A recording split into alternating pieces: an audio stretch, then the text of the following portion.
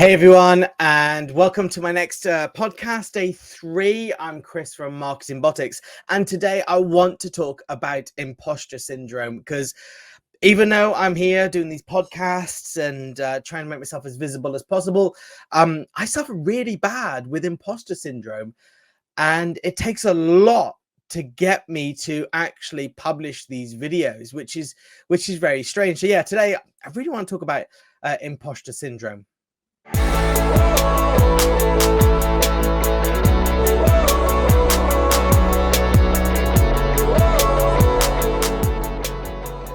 So these kind of follow on from my last 2 videos where I talked about get quick rich schemes and how marketing takes time. And I think one of the things with the get quick rich schemes is the people that do it and push themselves out there for these to sell them, they seem to not suffer with these imposter syndromes, and those which of us that are credible and trying to kind of do our marketing the right way and grow our business the right way, we're hesitant and we hold back. And for me, one of the biggest issues with me and my imposter syndrome is the same as what everyone else probably suffers with. The fear of getting something wrong, the fear of being called out, the fear of not being the most knowledgeable in my sector, the fear of not providing the information that the viewer wants, and then not connecting with it, the feedback, and sometimes believing that I'm not relevant in this sector and things like that, when I'm talking about marketing in everything that I do. And I have to remind myself that I've got 20 years of marketing experience, starting off many years ago, back when it was all based around VHS. Started in a marketing company as a junior, in the exhibition side of their business, before moving on to the video department and getting a grasp more of marketing. I remember we just started to take on a few websites as well, and graphic design. And back then, as I said, it was all about VHS. That's how long ago it was. I spent a lot of my days just taking out that save, that do not record over tab on the back of VHSs. It was amazing back then how things worked and how things are different. And I've been a part of that journey over time. And admittedly, marketing has changed a lot over the last 5 years, and I mean a lot. The way the internet works and things like that is, and social media and influential marketing, it's changed a lot. And thankfully, I've managed to stay at the forefront of that and understand how things work. But I still have this fear. Maybe it's the cost side of things. You have these the income side of things, I should say. You have these influencers who start claiming that, follow my strategy and you can make £30,000 a month. I saw that one this morning. I make £30,000 a month. Do you want to do the same? And I'm like, I don't earn £30,000 a month. I'm going to be honest with you. Anyone listening to this now thinking that you're following someone who was earning £30,000-40,000 a month, you're not. I hope to get there. I really do, but I'm not there. Look, I'm not. I'm not hugely far away from it, but I'm not there. And so sometimes I think, do I have a right to speak when I'm not able to say that I earn the same amount as these people do? But in all honesty, going back to Monday's podcast, the first podcast, which is about get quick rich schemes, is they probably don't either. And it's just a way of selling things. Like, if I was trying to do a video, if I was trying to do a course and I said, follow my course, and in 12 months, you could be earning £10,000 a month. You'd be like, 12 months. I got to follow this for 12 months. And someone else comes along and says, you could be earning £30,000 in a week if you follow this course. Which one are you going to go with?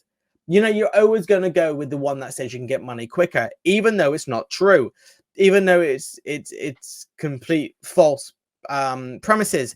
In order to gain that £30,000 per month, you've got to spend £60,000 per month on Facebook and Google advertising in order to get that conversion. Or they want, or what they've done is they've spent 12 months getting this information, getting the leads, getting the contacts, finding out who the target market is, and all the stuff that they need to do in order to be able to turn that switch on and gain £30,000. And again, if you go back to yesterday's podcast, one of my issues why I'm not at £30,000 a month at the moment is because I keep falling for, well, not recently, but I kept falling for this fallacy where I think I could get quick rich. And I keep switching between like ideas and plans in order to try and generate revenue quickly. And, you know, it didn't work. And over the last several years, I've really appreciated how long it takes to generate to make things work, to make your marketing work, which is yesterday's podcast. And you know, that's why I'm earning decent income now and I'm stable, is because I've actually spent the time over the last several years is building that up and focusing on it. But a lot of my marketing comes from local networking, local online activities. You know, it's not national like what I'm trying to do now, or international like I'm trying to do now by creating these podcasts and all the blogs in which I do. So, you know, I've been very tied into the local market, which has worked for me, and now I'm trying to get out. So, you know, I'm justifying to myself here, I think, by talking about it, you know, how relevant I am and how important it is, how I shouldn't consider myself as being an imposter in this, because of the experience I've got and the knowledge I've got and the amount of companies I've helped and people I've helped. But it's still that little niggle in the back. You know, before I came on here, I was sat here going, oh, okay, I've got another hoodie on. I had a hoodie on for the last 2 days. Now I've got another hoodie. Wife keeps telling me to wear shirts. Don't like shirts. Need to start wearing more. The reason I don't like shirts is because over the last few years, I've got a bit wider, shall we say, in my face and my body, and I don't think I look as good in them anymore. So I'm like sat here going, oh, I've got another hoodie on. Shall I do it? Shall I don't? You know, it's not going to look good. At the same time, I thought, do you know what? No, I promised myself I would just get these out. And instead of sat here in a shirt going like this, constantly like, uncomfortable, I figured I'll be comfortable. I'll put a hoodie on. I'll make this video and I will get it out there, because the one thing I need to beat is my imposter syndrome. You know, so am I going to put this on LinkedIn where all my audience currently is? Oh my God, I'm sat here going, I really should. But what if someone doesn't like it? What if I get comments? What if no one likes it? What's worse, the fact that no one likes it, or the fact that some people like it and I get a few negative comments mixed up in the process? There's a lot to consider, a lot that goes around in my head and a lot that goes around in other people's head. You know, is there anything in here that people disagree with? Is there anything not right? Is there anything that someone can go, well, no, that's technically not right about SEO, social media, CRMs, marketing? You know, at the moment, like I really heavily push Go High Level. I love Go High Level, and it's something that I'm recommending to other people, particularly agencies. And I'm like, what happens if there's another Go High Level expert on here, and they're like, well, actually, if you do it this way, then I'm like, oh my God, yeah, I never thought of that way.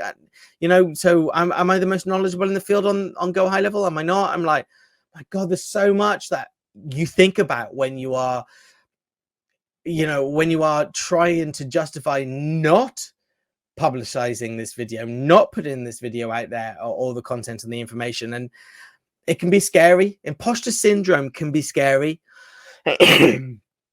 And it takes a lot to get over it. So the question, am I going to put this on LinkedIn? And I should be telling you, yes, as a marketeer.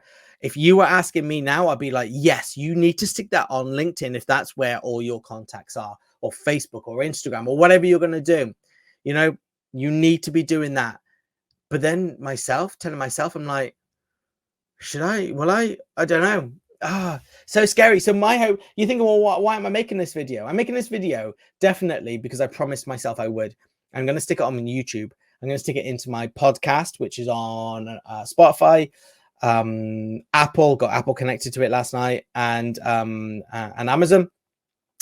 So I'm going to be doing that. And there's this element in me that goes, you know, let's just put it up there. And if people find it, There's nothing I can do about that, which is good and bad. So, but putting on LinkedIn where all my audience are, I'm actively putting it there where people can view it. And I don't know, there's a weird justification going on in my head about this. You know, if I put it out there and people stumble across it, then I got the kind of, I suppose I got the justification going, oh my God, it was, yeah, no, I just put it out there. Oh yeah, no, well, it wasn't meant to be seen by many people.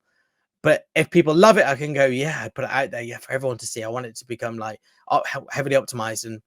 But LinkedIn, like where I've got 9,000 people, just on 10,000 people, putting out there, I'm like, I'm active. That means I'm actively putting it in the way of people, a huge audience. And I'm like, oh, do I want to do that? Something might go wrong. You know, people might not like it. Oh, but yes. So I am going to put it out there. I'm committing to you. And anyone watching this now, I am going to put it out there. But do I put it out there via my YouTube links? I want YouTube subscribers, my podcast, or do I put it natively onto LinkedIn, which I should be doing because it helps. But it's a little long. So maybe I put it on YouTube. Oh, let me think about this for the next 10 minutes to 10 days.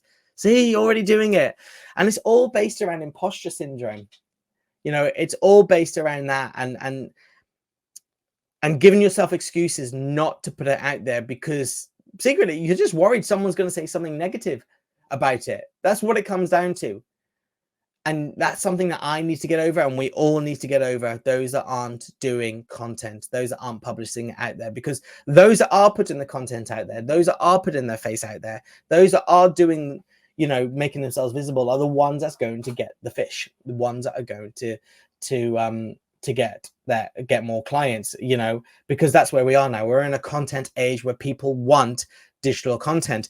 Blogs, you can say you can hide behind blogs, you know, and you know, so you don't have to show your face. But even blogs, you know, Google are looking for multi-channel marketing. They're looking for you to use video within your blogs. And personally, you know, you can't afford to go and get a load of animated videos, even if you sign up to one of these like £50 a month animated sites where you can just burn off a load of animated videos, 10-20 second animated videos. You know, they're not long enough, you know, and customers or client prospects will get bored of them because they're the same old. And still, have you got time to constantly keep on making those and thinking about those and the cost of those? So, you know, all this is free. I've got the mic already. I've got the computer. I've got the webcam. It's all free what I'm doing. So, yeah, it's easy and free to do. Is just getting over that imposter syndrome that we all need to do. So let's see how this goes. It's a big challenge. It is. It may not seem it to someone like me, you know, that you've probably seen some of my content, maybe some of my posts. You know, I think I used to be more confident several years ago. Maybe I've lost a bit of confidence in myself. I am knowledgeable. I believe I should be listened to, and the information I impart used. I even like good debates about what I know. So yeah, so everything's there. It's just a strange feeling to know. Okay. Anyway, that's what I want to talk about today was imposter syndrome. And basically the importance of overcoming that in order to drive clients, to drive your business forwards. All right. Thank you for listening, watching, and reading, however you are consuming this information. A pleasure speaking to you, and look forward to catching up in my next podcast.